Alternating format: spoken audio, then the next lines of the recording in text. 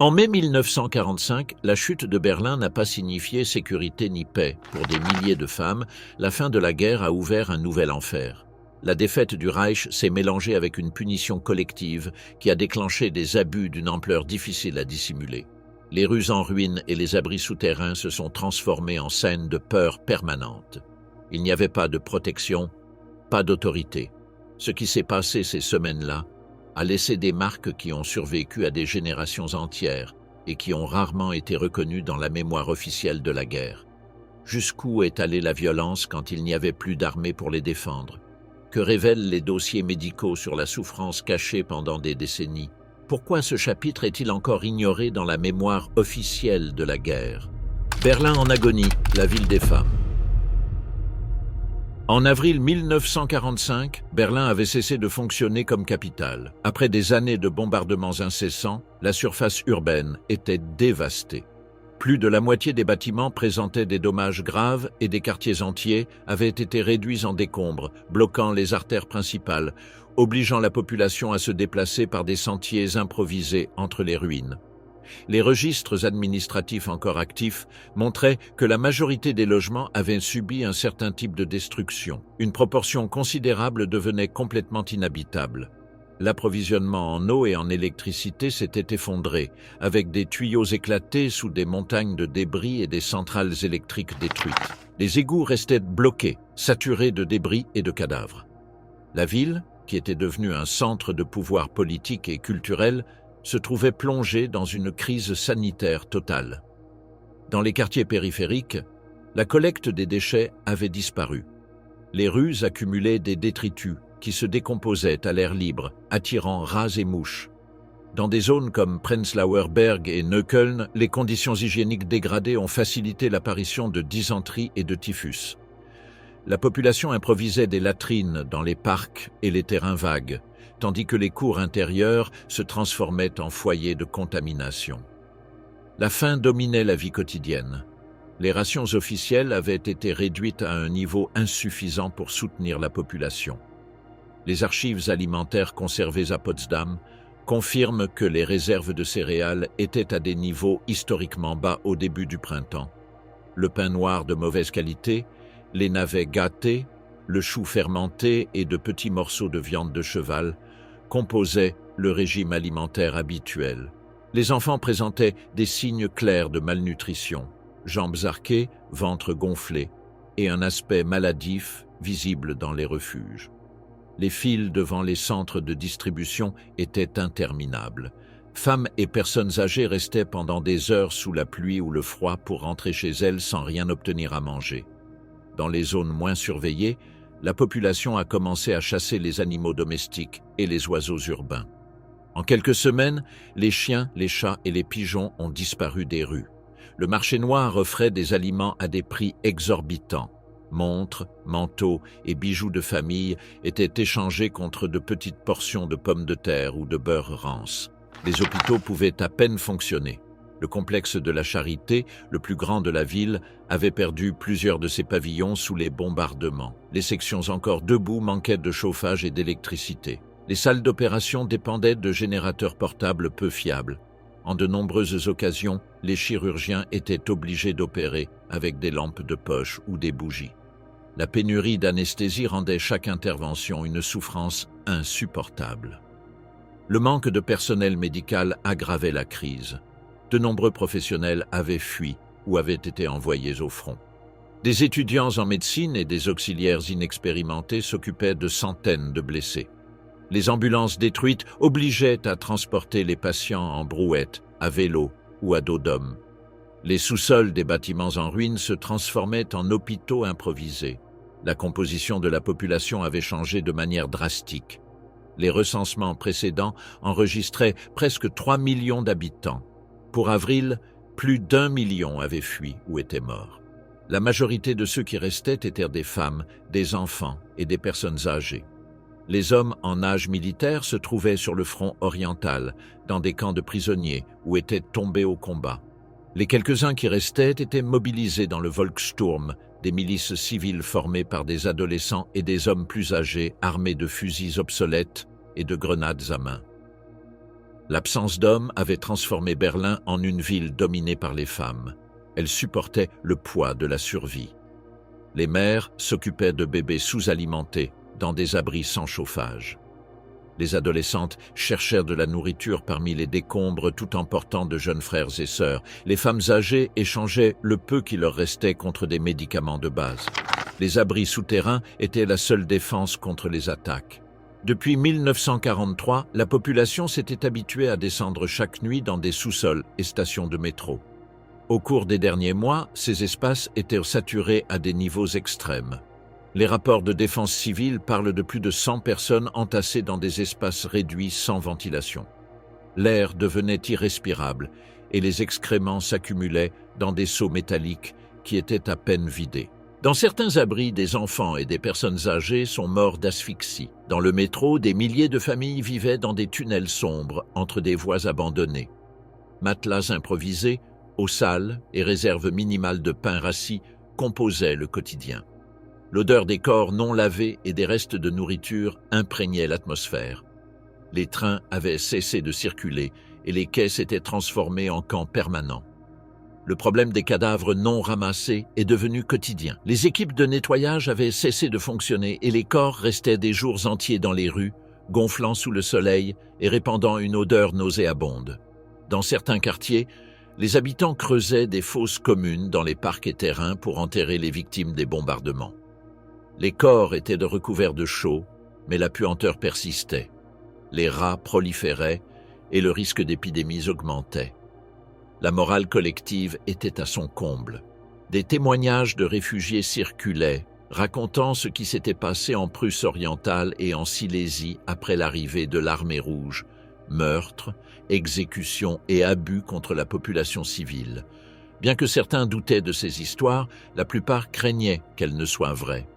La propagande officielle continuait de diffuser des messages de résistance et de victoire, mais dans la ville, presque personne ne croyait en ces proclamations. Les dirigeants nazis tenaient un discours de lutte totale. Goebbels appelait par radio à résister jusqu'à la fin, ce qui signifiait en pratique mobiliser les femmes et les personnes âgées avec des armes improvisées contre une armée beaucoup plus nombreuse. Beaucoup de jeunes ont essayé de fuir pour éviter d'être recrutés, laissant leurs familles sans protection. Le régime lui-même constituait un danger pour les civils. La Gestapo et les SS continuaient à exécuter des déserteurs et ceux qui exprimaient des doutes sur la victoire. Dans les derniers jours, des dizaines de Berlinois ont été pendus à des lampadaires avec des pancartes accusatrices. Ces actes de répression visaient à imposer la discipline, mais n'ont fait qu'accroître le sentiment de désespoir. Les écoles étaient fermées, bien que certains enseignants continuaient à rassembler de petits groupes d'élèves dans des sous-sols. Les nuits se déroulaient dans une obscurité totale, uniquement illuminées par les incendies provoqués par les bombardements. Les familles écoutaient le rugissement des avions et distinguaient les différents types de bombes au son de leur chute. Les communications avaient été interrompues. Les lignes téléphoniques ne fonctionnaient pas, le courrier avait disparu et la radio ne diffusait que des messages de propagande. Les informations réelles arrivaient par des rumeurs, des réfugiés ou le fracas du front qui se rapprochait chaque jour davantage. Le 16 avril, l'offensive finale soviétique avait commencé sur les hauteurs de Silo, à l'est de la ville. 2 semaines plus tard, l'artillerie soviétique frappait déjà les faubourgs. Le fracas des canons était audible dans tous les quartiers. Berlin était complètement encerclé, sans voie d'évacuation vers l'ouest. La population comprenait que la défaite était inévitable et que l'occupation approchait rapidement, bien qu'elle ignorât encore les formes concrètes qu'elle prendrait. L'assaut final de la guerre à l'occupation. Le 16 avril 1945, les hauteurs de Silo sont devenues le théâtre de l'offensive définitive de l'armée rouge. Tôt le matin, une concentration d'artillerie sans précédent a ouvert le feu sur les positions allemandes. Des milliers de canons, mortiers et lance-roquettes ont tiré simultanément pendant des heures, créant un front de destruction qui s'étendait sur des dizaines de kilomètres. L'impact de ce bombardement fut si intense que le fracas atteignit Berlin elle-même, située à une distance considérable du lieu de la bataille. Les positions défensives allemandes étaient occupées par des restes de divisions épuisées. des unités improvisées du Volkssturm et de jeunes recrues sans expérience. Ils disposaient de quelques blindés des modèles les plus avancés, mais manquaient de carburant et de munitions suffisantes. La plupart combattaient depuis des tranchées creusées à la hâte dans des terrains inondés, avec des fusils anciens et des grenades à main. Le contraste avec le pouvoir d'artillerie soviétique rendait évident que ces défenses ne résisteraient pas longtemps. Après plusieurs jours de combat autour du fleuve Oder, les formations soviétiques, sous le commandement de Zhukov et Konev, ont réussi à percer les lignes ennemies. Le 21 avril, les premières colonnes blindées ont atteint les banlieues orientales de la capitale allemande. Depuis lors, l'artillerie et les chars soviétiques ont commencé à se faire sentir à l'intérieur de la ville, qui s'est transformée en un champ de bataille urbain. L'avancée vers le centre s'est faite avec des tactiques spécifiques à la guerre en milieu urbain. Chaque rue, chaque intersection et chaque bâtiment sont devenus des cibles militaires. Les défenseurs allemands, composés de restes de la Wehrmacht, d'unités des Waffen-SS et de milices locales, ont utilisé les décombres comme fortifications. Des barricades ont été érigées avec des pavés et des débris de bâtiments détruits, des ponts ont été soufflés et les appartements ont été transformés en positions fortifiées, avec des tireurs d'élite dans les étages supérieurs et des pièces légères dans les sous-sols. Le combat était d'usure extrême. Des tireurs d'élite tiraient depuis des fenêtres à moitié détruites, tandis que des équipes de Panzerfaust attaquaient à courte distance les chars soviétiques. Ces attaques étaient répondues par des tirs massifs qui balayaient les positions allemandes. L'armée rouge, consciente de la difficulté d'avancer, a adopté des tactiques qui incluaient des bombardements intensifs, l'utilisation de roquettes incendiaires et le recours à des lance-flammes dans des opérations de nettoyage. La consigne était de ne pas laisser derrière aucun point de résistance. Le résultat a été la destruction presque complète de chaque quartier avant de poursuivre l'avancée. Le Reichstag est devenu la cible symbolique de l'offensive. Bien que depuis plus d'une décennie, le bâtiment ne remplissait plus de fonctions parlementaires, sa valeur de propagande était indiscutable. L'assaut commença à la fin avril avec une résistance féroce à l'intérieur. Des éléments des SS, des marins de la Kriegsmarine, des policiers et des groupes de jeunes combattirent pendant 3 jours dans les salles et les couloirs. Les soviétiques avançaient pièce par pièce en utilisant des grenades à main et des rafales de mitraillettes. Le 30 avril, un drapeau rouge fut hissé sur le toit du bâtiment. Bien que les combats ne cessèrent pas immédiatement, cette image est devenue un symbole international de l'effondrement du régime nazi. Alors que les opérations principales se concentraient dans le centre de la ville, l'occupation des quartiers périphériques était marquée par le pillage et la violence contre la population. Dès qu'une unité soviétique s'installait dans un secteur, des intrusions avaient lieu dans les habitations, refuges et sous-sols. Montres, vélos, vêtements et nourriture étaient réquisitionnés systématiquement. Les montres-bracelets s'accumulaient sur les bras des soldats comme butin visible. Les vélos étaient arrachés sans se soucier de leurs propriétaires et la résistance des civils était répondue par des coups ou des exécutions immédiates. Dans certains quartiers, après avoir vidé les logements, des immeubles entiers étaient incendiés. Des familles entières étaient expulsées de force et obligées de chercher refuge dans des ruines ou dans des sous-sols communaux déjà saturés. Les stations de métro et les abris souterrains, qui avaient servi de protection contre les bombardements, se sont transformés en scènes de violence. Les soldats forçaient les entrées, fouillaient les hommes à la recherche d'uniformes et exécutaient sommairement ceux qu'ils trouvaient avec des vêtements militaires, sans vérifier s'il s'agissait de soldats actifs ou de simples civils. Ensuite, ils séparèrent les femmes et commettaient des abus sexuels sur place ou dans des espaces proches. Un hôpital à Prenzlauer Berg a enregistré l'arrivée d'adolescentes avec des blessures graves après avoir été agressées dans des refuges. Dans au moins un cas documenté, la victime est décédée le lendemain des suites d'hémorragies internes. Ces faits se sont multipliés dans différents quartiers, répétant un schéma de violence dans chaque zone occupée. Le feu d'artillerie continuait à causer un nombre élevé de victimes civiles. Les projectiles frappaient les immeubles résidentiels sans distinction d'objectifs militaires. À Moabit, des abris entiers s'effondrèrent sous les bombardements, enterrant vivantes des centaines de personnes. À Wedding, les voisins tentèrent de sauver des cordes et décombres en utilisant uniquement leurs mains, tandis que le feu continuait à proximité. Pendant des jours, des cadavres restèrent exposés dans les rues et les cours en raison de l'impossibilité de les récupérer sous le feu constant. Les exécutions sommaires se sont répétées en divers points de la ville. À Karlshorst, au sud-est, il y a eu des fusillades d'hommes trouvés avec des vestes ou des casques de la Wehrmacht, bien que dans de nombreux cas il s'agisse de fonctionnaires civils. Dans d'autres zones, des personnes âgées ont été abattues pour avoir tenté de défendre leur maison. À Weissensee, une femme et sa fille ont été tuées après avoir tenté de se cacher dans la cave de leur maison. Les refuges collectifs, que la population considérait comme sa seule protection, se sont transformés en espaces de risque. À Charlottenburg, des témoins ont raconté comment des soldats ont fait irruption dans un refuge avec plus de 200 personnes.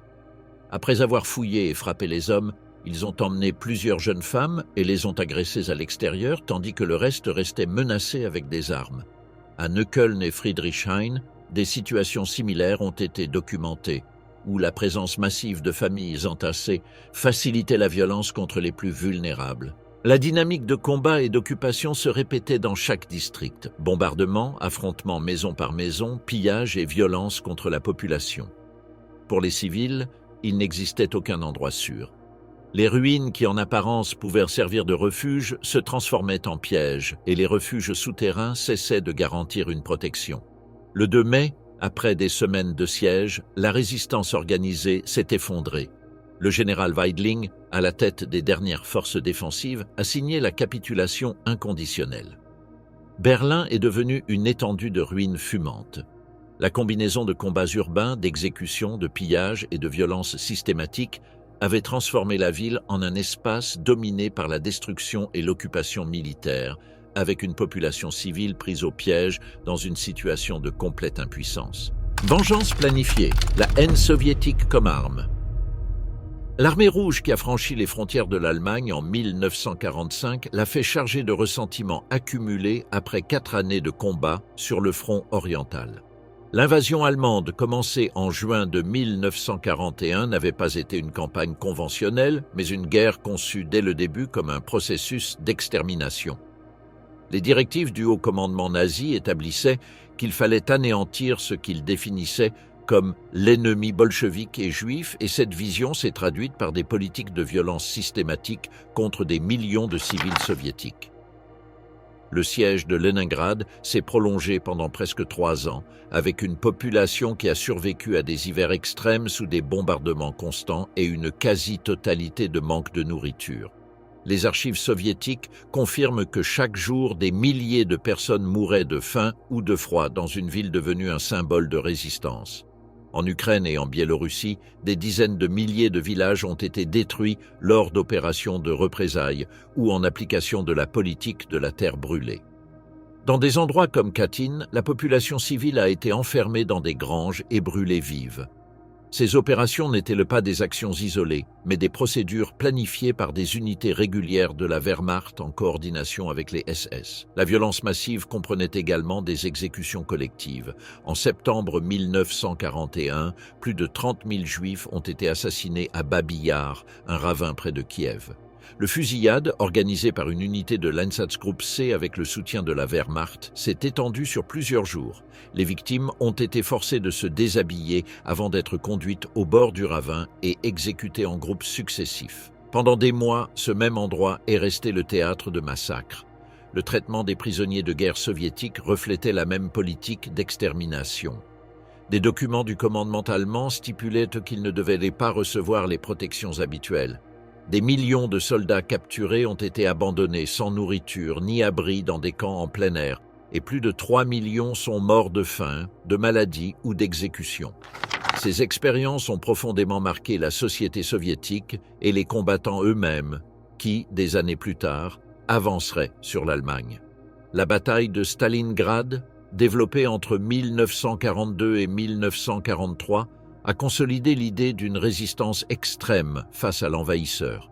La ville a été réduite en ruines après des mois de combat et la récupération soviétique a constitué un tournant à la fois militaire et propagandiste. Les soldats qui ont ensuite participé à l'offensive vers Berlin avaient vu leurs familles mourir dans des villages rasés, avaient expérimenté des famines dans des tranchées glaciales et avaient traversé des territoires semés de fosses communes. Ce ressentiment collectif n'était pas spontané, mais il a été canalisé et renforcé par la propagande soviétique.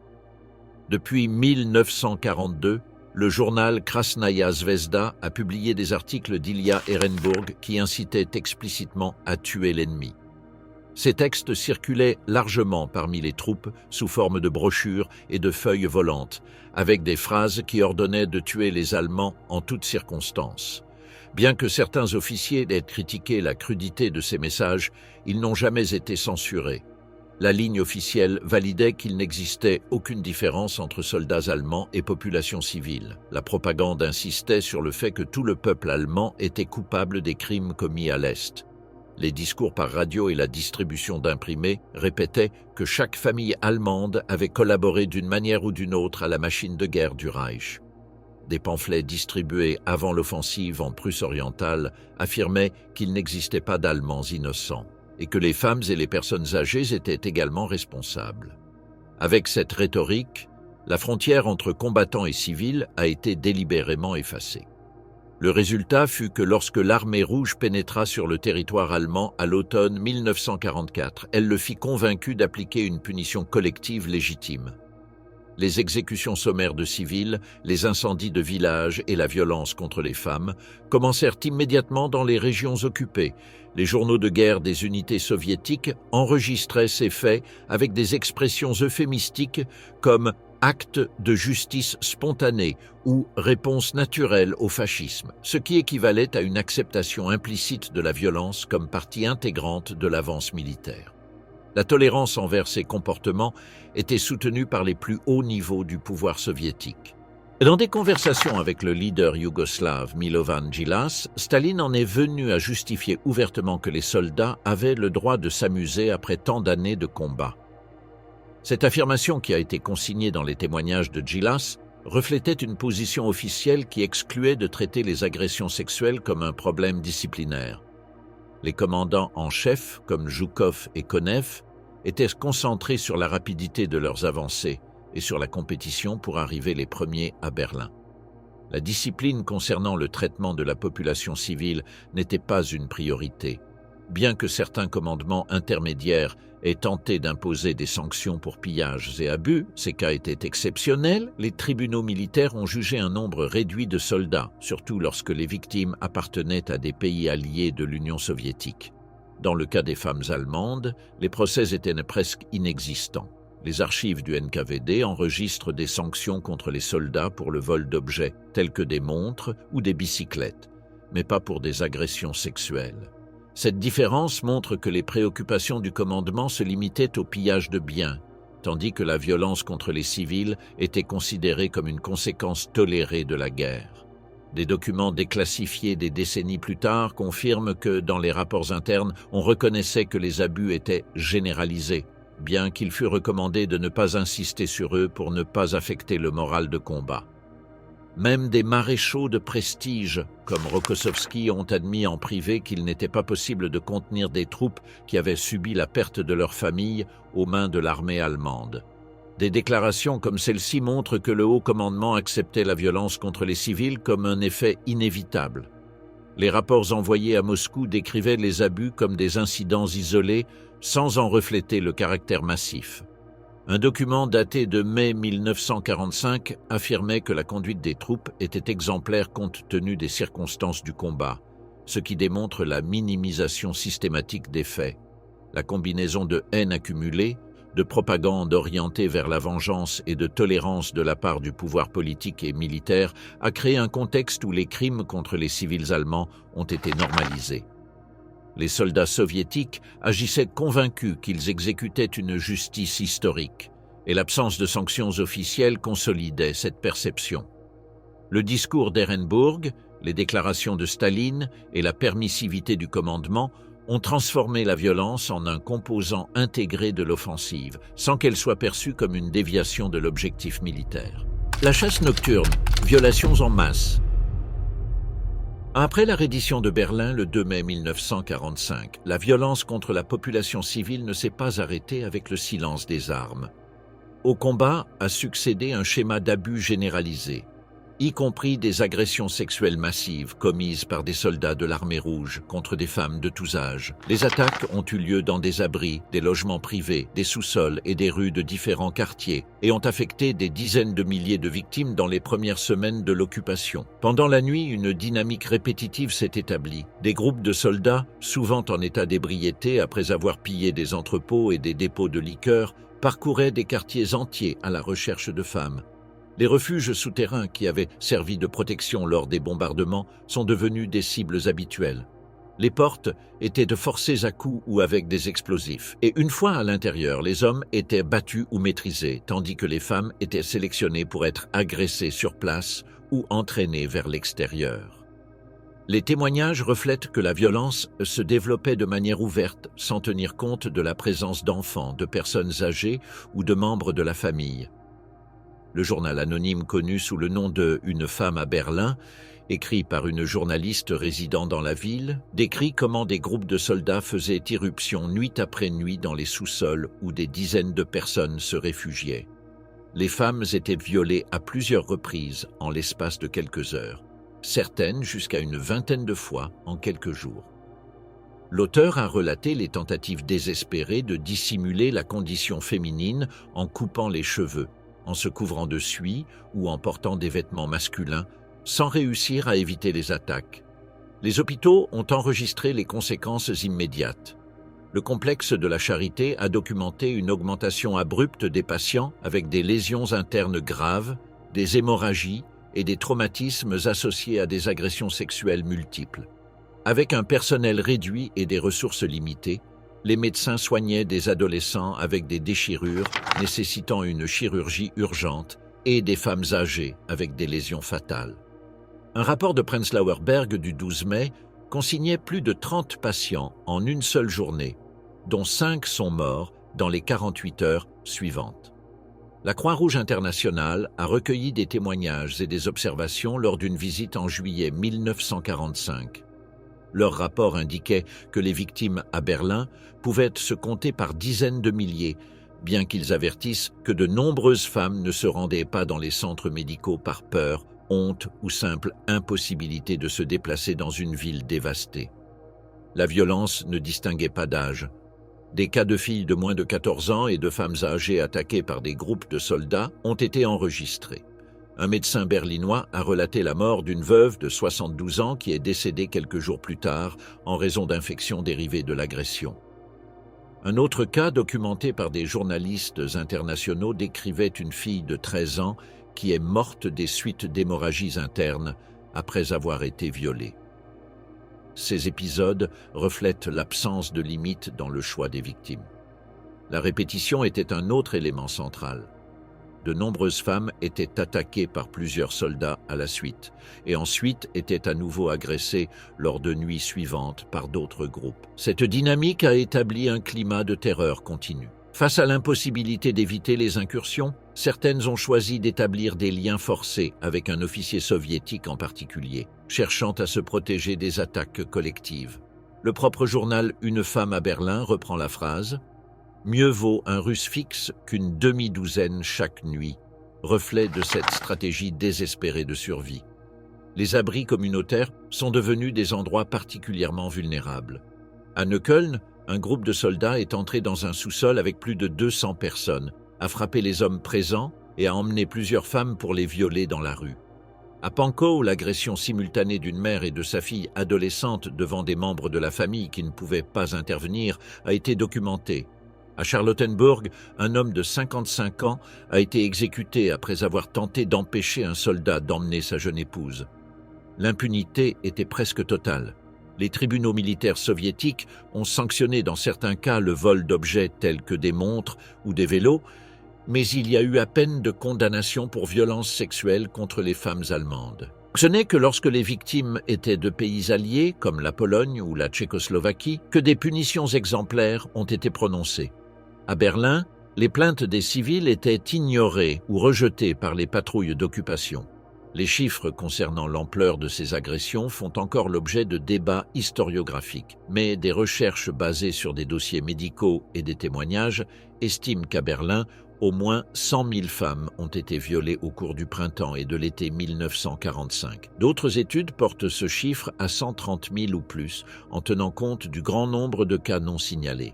À l'échelle nationale, les estimations d'historiens comme Norman Neimark situent le total à plusieurs millions de victimes en Allemagne et dans les territoires voisins occupés par l'armée rouge. La violence a immédiatement affecté la vie quotidienne. De nombreuses femmes sont restées cachées pendant des jours dans des refuges, rendant encore plus difficile la recherche de nourriture et de médicaments. Ceux qui sortaient chercher des provisions le faisaient en groupe, pendant les heures de jour et évitant complètement les rues après la tombée de la nuit. Les familles organisaient des systèmes de surveillance nocturne aux entrées des sous-sols, comptant sur les adolescents ou les personnes âgées pour négocier ou donner l'alerte en cas d'incursion. Cependant, ces mesures ont rarement réussi et souvent ceux qui tentaient de résister étaient exécutés. Les documents recueillis par des médecins berlinois incluent des témoignages de parents et d'époux abattus après avoir tenté de protéger leur fille ou épouse. Ces faits montrent que la violence sexuelle était aussi un mécanisme de domination publique commis devant des communautés entières. Il ne s'agissait pas d'actes isolés, mais de pratiques collectives visibles qui ont transformé la peur sexuelle en un composant quotidien de l'occupation. La consommation massive d'alcool a intensifié le phénomène. Les caves et les distilleries ont été pillées immédiatement après la chute de la ville. Les nuits sont devenues les moments les plus dangereux, avec des soldats ivres parcourant les rues et les sous-sols. Le terme « heure de chasse » est resté gravé dans la mémoire des Berlinois pour décrire la période entre le coucher du soleil et l'aube, lorsque les groupes militaires faisaient irruption à la recherche de victimes. Les familles se réfugiaient dans un silence absolu, mais la recherche méthodique des soldats rendait impossible d'éviter le contact. Pendant les mois de mai et de juin, la fréquence des attaques a diminué au fur et à mesure que certaines structures administratives se sont consolidées, mais dans de nombreux districts, la violence est restée une partie de la vie quotidienne. Pour les communautés berlinoises, la fin officielle de la guerre n'a pas signifié le retour à la sécurité, mais le début d'une nouvelle étape marquée par la peur nocturne et la vulnérabilité permanente. Lieu profané, hôtel effondré sous la violence. Au printemps de 1945, la ville de Berlin était réduite à un champ de ruines. Chaque bâtiment encore debout est devenu un refuge potentiel pour la population civile. Les institutions traditionnellement considérées comme des espaces protégés, tels que les hôpitaux, les églises et les écoles, ont été occupées par des milliers de Berlinois cherchant à échapper au combat et à l'avancée soviétique. Cependant, au lieu d'offrir la sécurité, beaucoup de ces lieux se sont transformés en scènes de pillage, de violence et de violences sexuelles commises par les troupes d'occupation. Les hôpitaux étaient déjà en effondrement avant l'arrivée de l'armée rouge. Des semaines de bombardements avaient saturé les installations avec des blessés de guerre, des civils piégés dans des effondrements et des victimes d'attaques aériennes.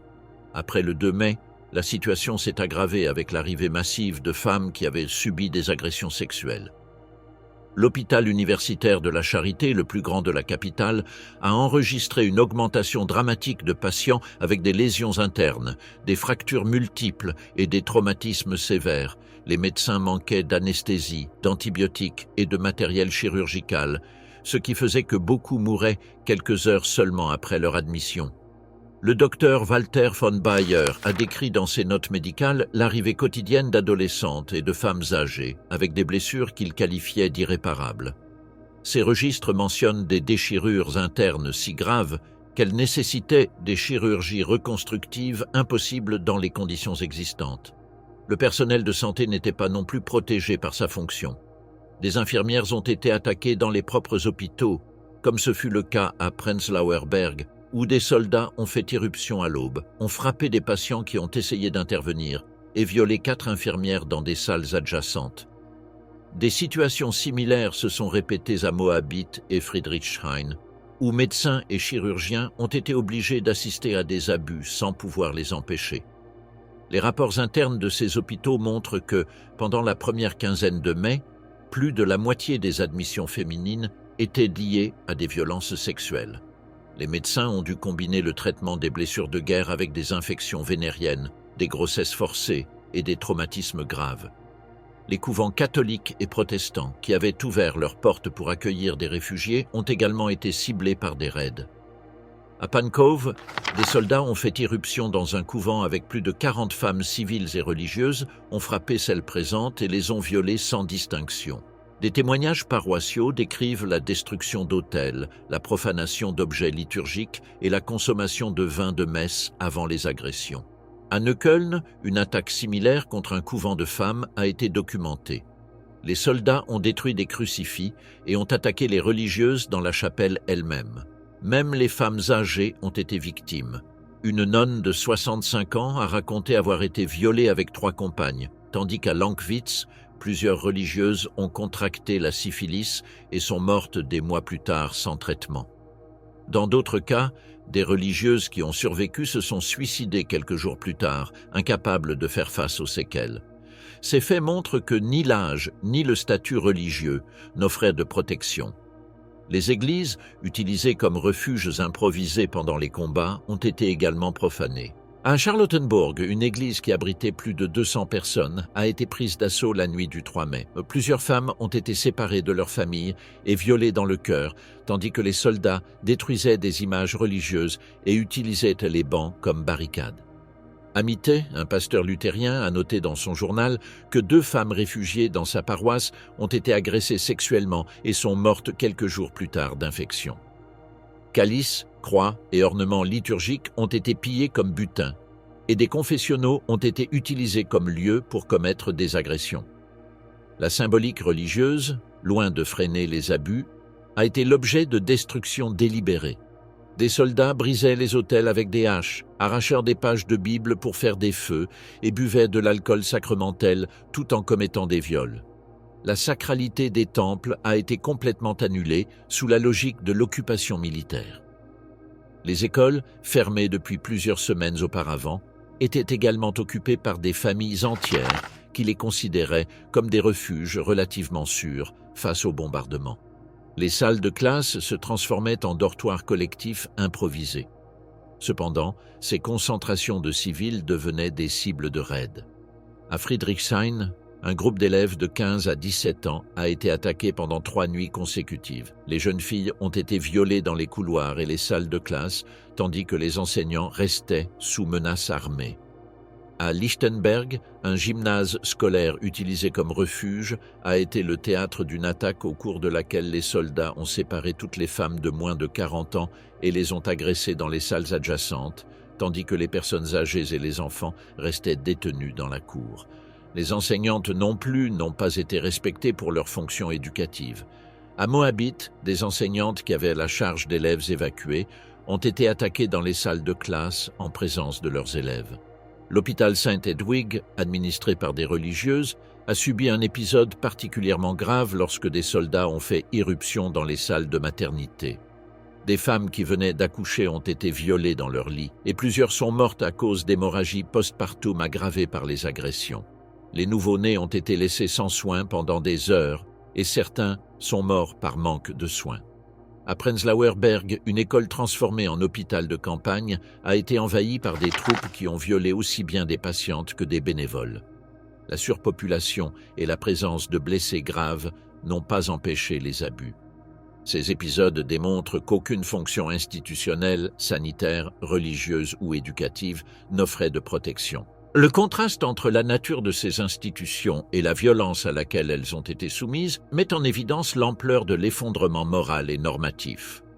Les hôpitaux, destinés à soigner, se sont transformés en lieux de mort pour les patients et le personnel. Les couvents, symboles de refuge spirituel, ont été pillés et leurs religieuses violées. Les églises, traditionnellement inviolables, sont devenues des lieux de viol et de destruction symbolique. Les écoles, espaces de protection pour l'enfance, ont été utilisés pour attaquer les élèves et les enseignantes. La profanation systématique de ces institutions n'était pas un accident isolé, ni le résultat d'excès individuels. Elle faisait partie du même schéma de violence observé dans les logements, les refuges et les rues de Berlin. La différence résidait dans le fait que l'attaque de ces lieux traditionnellement protégés rendait plus visible l'absence totale de limites dans le comportement des troupes d'occupation. Après la reddition, Berlin plongeait dans la maladie et le suicide. L'entrée de l'armée rouge à Berlin a marqué le début d'une phase distincte de souffrance pour la population civile. À la destruction matérielle et à la violence directe ont succédé des conséquences médicales et sociales qui ont transformé la ville en un théâtre d'urgence humanitaire. L'effondrement du système de santé, la propagation des maladies vénériennes et une vague de suicides massifs ont marqué les mois suivant la capitulation. Les hôpitaux berlinois, déjà saturés après des années de bombardements et des semaines de combats urbains, n'ont pas pu absorber l'afflux soudain de femmes ayant besoin de soins après des agressions sexuelles. Les salles, conçues pour traiter les blessés de guerre, étaient remplies de patientes avec des déchirures internes, des hémorragies et des traumatismes multiples. La pénurie de médicaments a aggravé la situation. La production pharmaceutique allemande s'était effondrée et la pénicilline était pratiquement inexistante. Les médecins travaillaient avec des sulfamides obsolètes, incapables de stopper des infections qui, dans des conditions normales, auraient été traitables. La Charité et d'autres hôpitaux ont documenté des décès réguliers dus à des septicémies résultant de blessures et d'accouchements compliqués. Le docteur Walter von Bayer a noté l'arrivée constante d'adolescentes et de femmes âgées avec des blessures qu'il qualifiait d'irréparables, impossibles à traiter sans moyens adéquats. Dans des hôpitaux improvisés, le surpeuplement favorisait la contagion croisée entre patients blessés, malades de la tuberculose et femmes avec des infections résultant de viols. L'absence d'antibiotiques a favorisé la propagation des maladies vénériennes à une échelle épidémique. La syphilis et la gonorrhée se sont répandues rapidement. Un rapport sanitaire municipal de novembre 1945 indiquait que jusqu'à 15% des femmes traitées présentèrent des symptômes compatibles, bien que le chiffre réel soit probablement plus élevé, car beaucoup évitaient de se rendre dans les centres par peur de la stigmatisation ou par impossibilité de se déplacer dans une ville dévastée.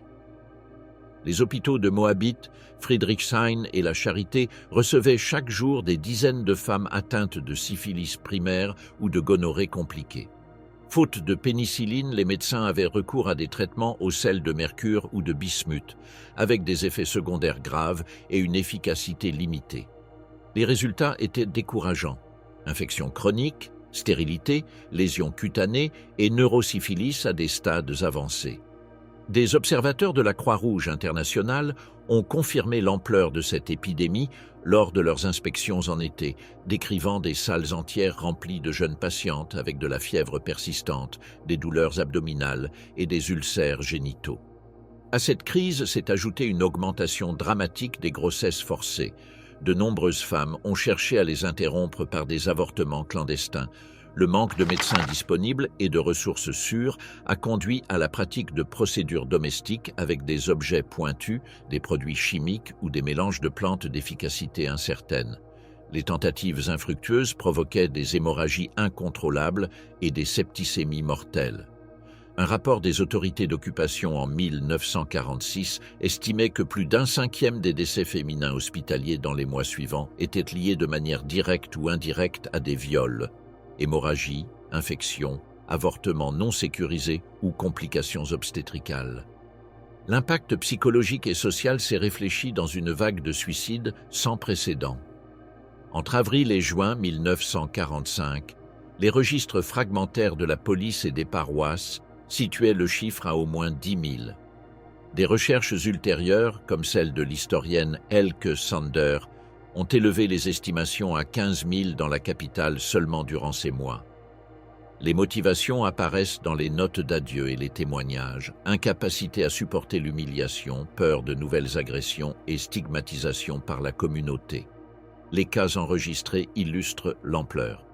À Wedding, une femme de 32 ans s'est pendue après avoir été violée devant ses enfants, laissant une note d'excuse. À Moabit, 2 sœurs adolescentes se sont jetées d'un bâtiment en ruine après des nuits d'abus consécutifs. À Neukölln, les autorités d'occupation ramassaient des corps presque tous les jours dans le canal Landwehr. À Charlottenburg, une mère et sa fille adolescente se sont suicidées ensemble dans leur domicile. À Pankow, une femme âgée de 70 ans a ingéré du poison pour rats après avoir été attaquée la nuit précédente. Les hôpitaux sont également devenus des lieux de suicide. À Charlottenburg, un médecin a enregistré le cas d'une jeune femme de 18 ans qui, après avoir appris qu'elle était enceinte à la suite d'un viol collectif, s'est jetée par la fenêtre de l'hôpital où elle était internée. À Friedrichshain et Prenzlauer Berg, des suicides collectifs de femmes incapables de faire face aux conséquences des abus ont été documentés. Les méthodes reflétaient le désespoir et la précarité. Pendaison avec des draps ou des ceintures, ingestion de produits de nettoyage ou de pesticides, saut depuis des bâtiments en ruine. Ces schémas se sont répétés dans tous les districts, devenant un phénomène massif en l'espace de quelques semaines. Les centres improvisés dans les écoles, sous-sols et abris ont également été témoins de la tragédie. À Prenzlauer Berg, une école transformée en hôpital d'urgence recevait des dizaines de femmes dans un état critique. Sans ressources, les médecins ne pouvaient offrir que des analgésiques et des bandages improvisés. Plusieurs sont mortes en quelques heures faute de chirurgie adéquate. À Lichtenberg, un abri reconverti en clinique recevait des patientes atteintes de maladies vénériennes sans possibilité de traitement, décrit par un travailleur sanitaire comme un dépôt de malades où la mortalité était constante. La détérioration des conditions de vie a aggravé la situation. De nombreuses femmes ont refusé de quitter leur refuge par peur de nouvelles attaques, ce qui a augmenté la faim et le manque d'accès aux soins. La honte sociale et le rejet communautaire ont approfondi l'isolement. Les registres des paroisses luthériennes montrent des cas de femmes rejetées par leur propre communauté religieuse, considérées comme contaminées après les agressions. Ce stigmate, ajouté à la violence physique et à l'absence de soutien, a augmenté le nombre de suicides. La somme des infections, grossesses forcées, avortements non sécurisés et suicides massifs a transformé la défaite militaire en un effondrement humain qui s'est prolongé pendant plusieurs mois après la fin de la guerre. Berlin est passé d'un théâtre de combat à un espace où la maladie, la mort auto-infligée et l'isolement ont marqué la vie quotidienne de dizaines de milliers de personnes. L'impunité du vainqueur, silence et complicité soviétique. Après la capitulation de Berlin, l'ampleur des abus commis par l'armée rouge a obligé certains officiers soviétiques à essayer d'imposer des mesures disciplinaires. Cependant, ces tentatives ont été exceptionnelles et sans continuité. La plupart des commandants ont choisi d'ignorer la violence, d'y participer directement ou de la tolérer comme une partie naturelle de l'occupation. Les déclarations de Staline et la censure systématique des rapports envoyés à Moscou ont consolidé un climat d'impunité qui a assuré que des millions de crimes échappent à toute sanction. Dans certains districts, des sanctions isolées ont été enregistrées.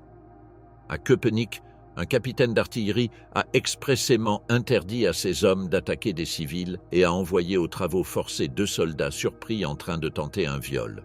À Charlottenburg, un colonel a ordonné l'exécution de 3 soldats accusés d'avoir tué un vieil homme lors d'un pillage.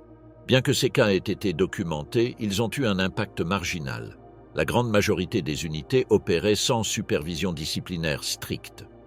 En pratique, la conduite des troupes dépendait de l'attitude de leurs commandants immédiats. La majorité montrait de l'indifférence. Dans les rapports internes, les viols et les pillages étaient décrits avec des euphémismes tels que « incidents inévitables » ou « excès ». Le terme russe « izlichestva » servait à minimiser l'ampleur des crimes.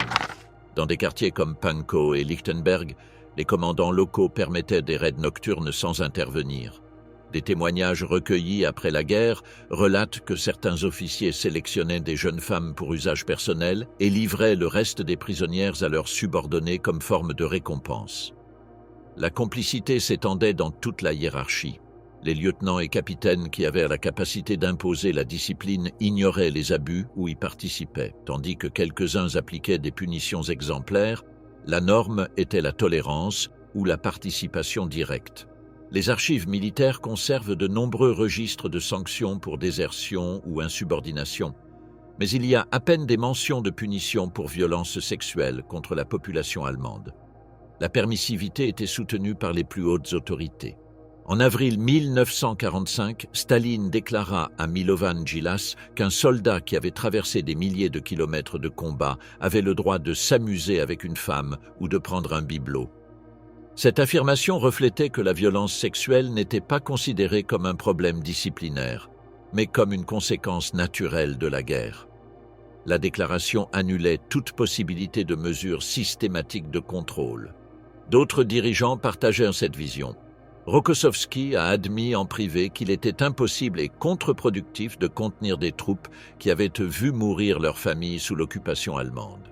Zhukov, principal commandant pendant la bataille de Berlin, n'a jamais mentionné les viols massifs dans ses mémoires, une omission qui reflétait la politique délibérée de silence. L'absence de condamnation publique a été comprise par les soldats comme une approbation tacite. Les rapports envoyés à Moscou ont été manipulés pour cacher l'ampleur des crimes. Des documents déclassifiés dans les années 90 montrent que les viols et les pillages étaient décrits comme des cas isolés de comportements inappropriés. Un rapport envoyé au NKVD en mai 1945 reconnaissait certains actes d'indiscipline, mais évitait les chiffres et les détails. Les dénonciations internes les plus précises étaient corrigées avec des instructions explicites de ne pas nuire au moral de l'armée. La presse soviétique a renforcé ce silence. Des publications militaires comme Krasnaya Zvezda et des journaux civils comme Pravda présentaient à l'Armée rouge comme un libérateur héroïque, sans mentionner les abus. Les correspondants ont reçu l'ordre de se concentrer sur la destruction des symboles nazis et sur la libération des prisonniers soviétiques, en omettant toute référence à la violence contre les civils.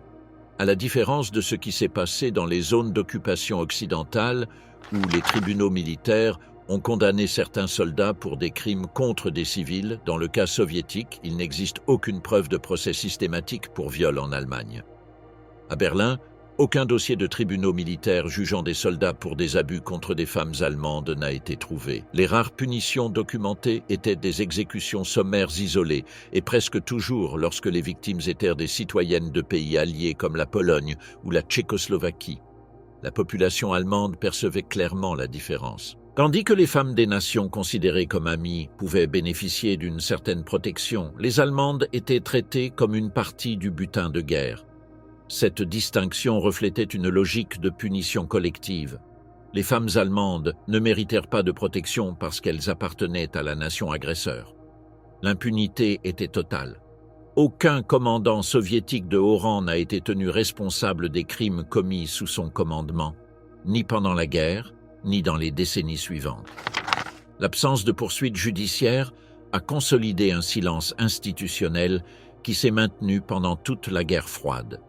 Dans le récit officiel soviétique, les abus ne sont pas mentionnés. La violence exercée contre les civils allemands a été omise délibérément et présentée comme une propagande hostile en cas d'apparition dans les médias occidentaux. L'occupation de Berlin a été enregistrée comme une victoire héroïque qui a libéré l'Europe du fascisme, sans espace pour reconnaître les victimes civiles allemandes.